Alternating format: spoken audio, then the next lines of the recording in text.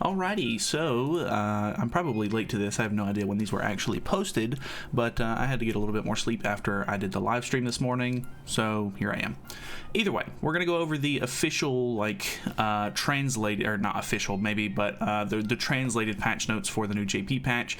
Obviously, if you've seen the live stream this morning, they are coming out with a new character, Sun God Freyr, which is a pretty cool looking character so far. Definitely interested in him, so let's go over the skills and everything, and then we'll look at what's in the rest of the patch. So he is a red unit. He is an unknown character. I think there was a little bit of confusion last night when I was streaming whether or not he was going to be like a goddess or an unknown. I figured he was probably going to be unknown.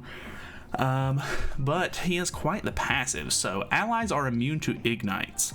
At the start of the ally's turn, applies Blessing of Light to the hero and increases all of the hero's stats by 15% for 2 turns, every 2 turns. Applying Blessing of Light again when Blessing of Light is removed, increases all of allies' stats by 5% for 5 turns. So he gives a little bit of a boost to your team, and he sort of recycles these Blessings of Light buffs every 2 turns for better stats. I think it's all of the hero stats, so definitely very interesting there. It's not locked to any sort of specific game modes. You can use him in PvP if you want, which is I guess we'll just have to see how it works out. His first skill is cancels stances on one enemy and inflicts damage equal to 500% of attack. I'm not sure if this does anything at level 1. I think when they were showcasing him in the live stream for the boss fight, I think somebody pointed out that his regular skill didn't do anything, so maybe it's only at level 2 and 3 that it does this, but it's kind of weird that it doesn't cancel buffs as well. It's literally only a stance cancel, so that's very, very interesting, and it's a single target attack. Inflicts Cleave, which does not activate crit damage equal to 500% of attack on one enemy, so both of them are single target attacks, which means that you can pair him pretty nicely with melee. And if you don't know, Cleave is additional damage equal to 75% of crit damage. I don't know, the wording on this is really weird, but Cleave's already in the game. I'm not super sure on how it works exactly, so just look that up. Either way, his ult is what's very interesting, of course. So he is now the only extra character besides the one Escanor who has death damage on his ult. So inflicts damage equal to 720% of attack on one enemy, and then inflicts additional death damage, and then at 6/6 it's going to do 100%, whereas at 1/6 it does 20%. Pretty standard as far as death damage goes. So I assume the whales are going to be coming out in droves to summon for this character to make sure that he's 6/6, so that way they can hit that double ult. So that should be fun. Next up, we have Ragnarok Chapter 5. They did show off a little bit of, I'm pretty sure her name is Freyr. But she is in Chapter 5, I guess, and we'll see a little bit of King, which is cool. Obviously, there is a new demonic beast battle, which is Skull and Hati. And I'm pretty excited for these. I think that the fight looked pretty cool. If you haven't seen that, definitely go over to the live stream. You'll probably have to skip a good ways in to see it. But the idea is you fight one of the dogs. Like, one of the dogs has a health bar at first, and then it switches to nighttime in phase 2, and then you fight the other dog because he has the health bar, and then at the end of it, they're both sort of together, and then you have to fight both of them at the same time. So AoEs are a little bit more useful, I guess, in this one, but we are going to be able to start making giant and demon relics. The first 2 relics that they introduced were Scotty and Droll, and I'm pretty sure they're translated down below, so we'll look at those in a second. You can see here what the screen looks like and everything. Very cool. Not really sure what the difference in these 2 images are, to be honest, but yeah, I don't know. It looked pretty cool when they showed it off in the live stream. New costumes, of course, for the new character.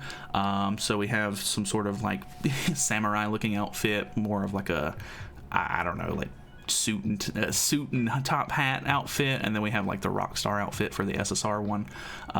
Ragnarok artifact cards, so increases Ragnarok characters' basic stats by 1% all the way up to 3% for every debuff on the enemies. Card packs obtained from card events, step up mission event. Original demon artifact cards ignores 20, 40, and 60% of enemies' defense when attacking an original demon raid. Card pack obtainable from original demon raid, character card pack 1 and 2, starter pack 1, and village shop. So I guess you'll be able to start farming the original demon for his card now, which is interesting. I definitely didn't, I looked over the patch notes, but a lot of this kind of stuff doesn't have pictures or anything. It's just all Japanese texts that don't get translated because they're on an image. So I definitely didn't see that when I looked over them originally. The new relics. So we have Scotty first, and it increases all of the hero's stats by 6% up to 3 times when using skills without having a debuff on the hero. Activate before skill use. So I thought that this one would be a little bit counterintuitive. I'm sure there's a reason why they have it worded like this, because I mean, she puts debuffs on herself. I'm sure there is a use for this, but I honestly have no clue what it is at the moment. But increases all heroes stats by 6%, so maybe just attacking with her other card that doesn't debuff herself first would be the play here if you have the relic. I'm not too sure. And then Droll also got one, and it is a decreases allies damage received by 5% for each, or for every buff on the hero, limit of 8 times. So that one's pretty interesting. That's like, what is that, 40% damage reduction if he has all 8 buffs on. And you know, he's one of those characters where you throw up a taunt, they have to attack him, he gains resistance stacks every time he takes a hit, so he should be able to hit that pretty quickly. Somebody pointed out though in the chat that this is an awful time for him because Rimuru takes off buffs and gains, you know, his buff in return. So Droll would absolutely get shredded by Rimuru, I'm afraid, but oh well. System changes. You can now deactivate your account. Not really sure why they would do this, but I guess it's in the game now. You can now exchange for awakening material. I was looking at this, I just assumed it was like it's just a button that makes it to where you can swap between Merlin and King a little bit easier, but I don't know, could be wrong on that. You can now exchange for attribute dungeon keys, so that's cool. I thought you could already do that, but maybe, I don't know, I'll have to see that one in game, because I mean, you can already buy these out of the like friendship coin shop, but it says exchange for attribute keys, so I'm not too sure on that. They are doing a login bonus because of the new demonic beast that's coming out, so over the course of 2 weeks you are going to be able to get enough materials to make an entire Ichthyr like deer relic, so that's pretty cool if you don't have all of your goddess relics or anything yet, or like archangels, or maybe even you want to make one for one of the fairies or something like that. You will be able to make one at some point after you've logged in and grabbed all of these materials, so that's very cool. They are doing 2 summer costumes already. One of them is for the new character who just came out, so that means that he should have all of his cosmetics at this point, because he has 2 paid costumes in the beginning and then an SSR costume, and now he's getting an extra UR costume, and they're giving one to Jormungandr as well. So honestly, I think if you're short on diamonds or don't want to spend the money on these, you can probably get away with not buying Jormungandr's, even though I know it's very, you know, it's a bikini, people are gonna buy it, but she's a character that you really don't need a whole lot of outfits for regardless. I'm really tempted to try to skip this if possible. Like I do kind of want it because it's limited time, but at the same time I don't really need her outfits and it would save money, but who knows.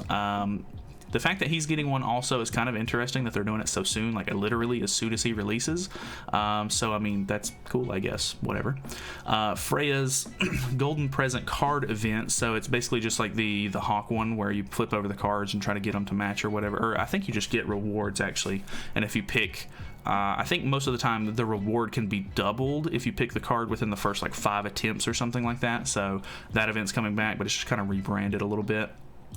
And then here are the material, or the stuff that you get from it. So you get a card pack at level 1, or on 1, some extra stuff, you know, through here, card pack on 4, card pack on 7, and I'm assuming those are for the newest card set. So pretty decent little materials and everything. I think the character's very interesting. Hopefully he'll be a lot of fun to mess with. He looks like he's pretty good for the raid. I'm not exactly sure, or the raid, the new demonic beast. I'm not exactly sure if the new demonic beast puts ignites on, or if that's just like a countermeasure to help you fight against Kios in PvP, because he's not locked to one game mode. Not too sure there, but either way, if if the new boss does put on ignites, you could always try to use Valentine's Day Malascula if you have her, because she also makes your guys immune to ignite. But I don't know. Very interesting character. I think that he's going to be pretty good, of course, because not only does he have death damage ultimate, but this passive seems fairly decent. So I guess we'll see how it goes.